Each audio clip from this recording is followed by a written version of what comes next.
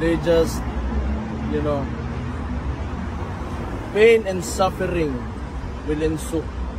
Yun talaga nakikita ko.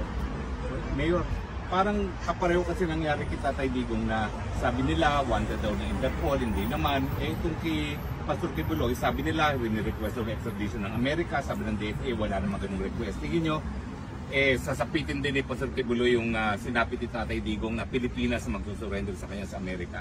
Probably kasi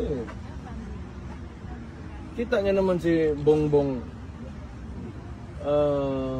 noon isa puppet of the Americans.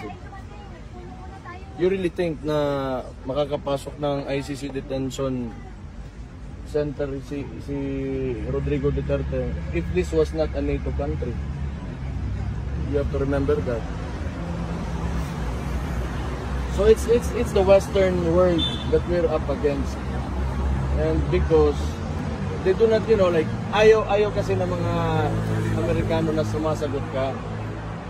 Lahat ng sumagot sa mga Amerikano, sina Gaddafi, Saddam Hussein, mga yan, it's either kung hindi namatay, pinatay, nakulong. So that's the reality. They're the hegemon, you cannot do anything about it. Mayor, may mensahe ka ba sa mga kababayan natin Pilipino sa preparations sa hearing po ni PRD ngayong September 23? Yun, sabi nung hindi naman kalaban, but those who, the opposition, I think they will gather. Paramihan lang naman to. Punta tayong lahat dito. Kita tayo dito sa confirmation trial ni so that they will see kung gaano tayo kadami talaga.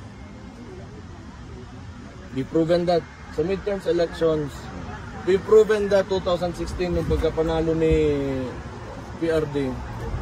And itong confirmation trial, if they are,